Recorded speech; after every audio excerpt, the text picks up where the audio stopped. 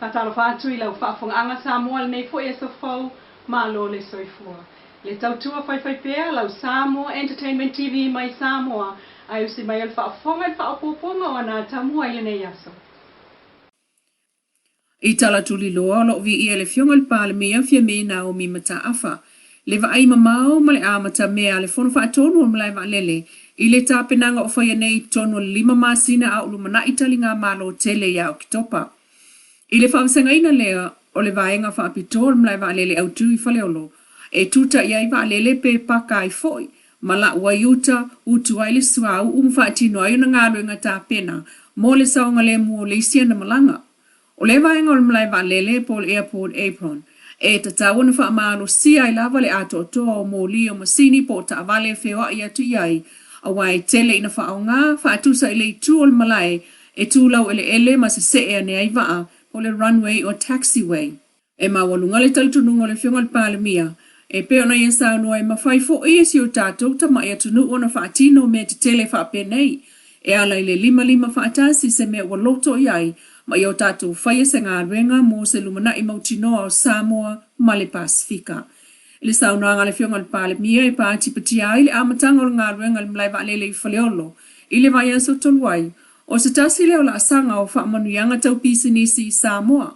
O tāpenanga o mlai wale le whalewao malo i whaleolo, ua ngalue inai nei e le ngata o le vaenga e paka i aiwa lele, ai o le whale whaapitoa fo i mo tangata whamlanga e o le tātou lava i tūlangi, i le pito atu i se sifo le malai whae e mataunu umayai i a Amerika Samoa, o tonga ni we lalo tonga po le atukuki, Tuvalu mawhiti, ai o waala aiti mai savai. O le mana onga o le ati na e 25 miliona ta lalo na tau le mlai wa lele i whaleolo. Ia o ane ili taimi pisi o le fontele le tjauka mia o ke topa. Ua mawhai o na lata ili se fulu ni wa lele te tele e tūlau ele iai. Inisi o tala ele aise tala wha anoa o li putia mai ele i tūlau le mtanga alwenga o leo ili taimi inta pena e tātua tamua. A o whenga iai maso malolo moti na o Samoa. Vanga na aile tali atua leo i savai. E lavea i maile whaiva o ni tamase to tolu le pole Australia se fulu o me lua o lo wha.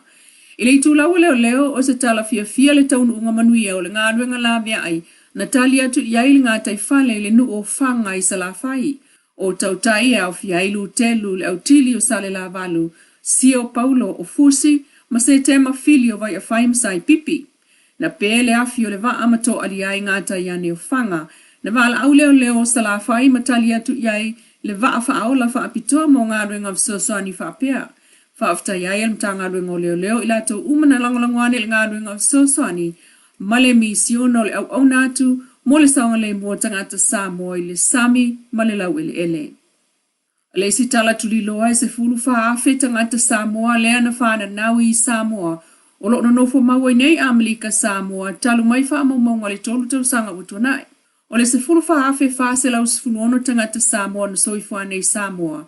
E peo nsa nol komsina o whai ngā palota le fio ngā tuia filolo John Stanley. I le whatal noanga matatua tamua. E anga wa umalawa tangata na e palota. I le palota tele lua o luono. Ai mana o mia lava. Ona le stala mai lunga o sota inga tele vave. Lea ua amatalia nei le tu lau al komisi o whai ngā palota. I wha amaunga lava i o luafe lua se fulu po le tolu tau sanga taluai.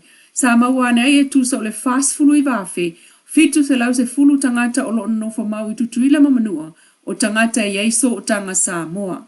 E ese mai le se fulu faafe fase lau se fulu ono i latou, sa whaana nau i Samoa nei, e anga wa ayo na palota mai i Samoa i le palota tele. O le stala e au fia e le wha atau ta mai 5, e muli mai le na wa engol tu la fono ai mole te minei o lo mawhai o na wha atino i muli nuu i Samoa. Peitai. O lo wha solo mai lava isi la sanga tu la fono whai ngā palota e pe ona iei swing o te ungalua o lua tolu. Tala Tuli loa to e tolu wa yaso le tu toe o le amanoa mo tangata Samoa e tu ina tuai ala tu wha mtalanga tustusia pe wha leo fo i e langolango aile talo sanga al whaipule ya te nanu tu iono. Ile palemene o New Zealand to e wha fo i mai sit seni o tangata Samoa na whana nau le vai tau sanga al sutolu o me ta siva lua wha la sumo mua ya anuali ta siva whaiva. Aina ave esel ta siva valo lua i se malienga na whaia. Ele pale mia o New Zealand, ma le pale mia o Samoa o le nā vai taimi. O lo ngā lue whaatasi ai nei le tūpā o Samoa le Pacific Leadership Forum i New Zealand. Le fono whautua Samoa i Aukilani. Ma le mafutanga e ka le sia so whaatasi Aukilani e whaamanatu o tupea. O ta ual whaamtalanga whaalawa i tele.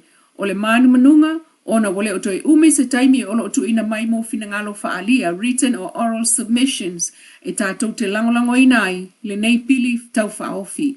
Wa mai alto laulaunga mua mua le pili tau whaofi le nei, mai na langolango ina e vaenga wha upu whaio le Green Party, le Labour, Te Party Maori, New Zealand First, ma le ACT Party, vanga na ai le National Party.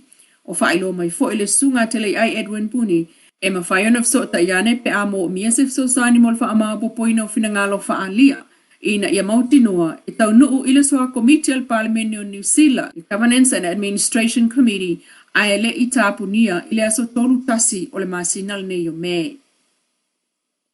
Hua toi tofia i nei ele pulenga o le malo le sunga ia papali i Mona Lisa tia i keti masui komisina o mtanga rengo leo leo, fale pui pui ma leo la toi fuata ina mo leisi tolu tau sanga. O le lua fesifulu valu na ura i tofia i tofinga o le sui komisina ma ua toi whaawa wai nei na ua savalia le lua se fulu tau sanga o lan au onanga. Ua pasi ai le veo ia ma taita ispor kalame mai le Australian Federal Police tu spasi lo na whaile o onga ma le mata i tuina mai le mtata SS o Canberra au se talia. O le tu spasi lo na whaile Frontline Management ma le kolisi a malingia Australia.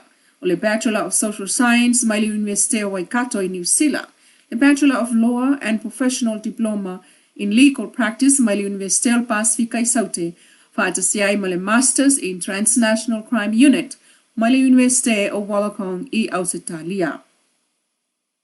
Enisi o tala ele ngata ina whaapepa ma saini lima, aina toi whafonga ina fo ele fionga le pale mia fia me na o mi mata afal taunu unga, o le fono le ato Samoa le na usu i Amalika Samoa le stofi malas fala ile talwai, a ulumana ia sa whaapito tina.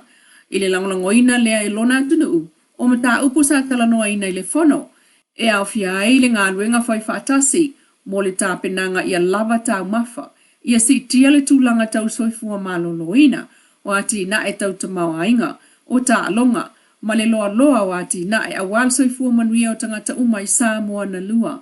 Ma whaapena o na langlangoina fo ele fionga ko vana o Samoa i sa ele manupele timaunga, ma whaapepai le nāmadienga whai whaatasi, mō le alualu i luma o le ngānu lue whengalengalea i o Samoa-Leilua. Whaftai lau whaafonga le tautua whai pēa le Samoa Entertainment TV mai Samoa, ile nei fo i tūla, mana tamua. Whaftai fo ile Wendy's design o lo i funga lei, mo le ofu mātango fie, ai whaasoi fo ia.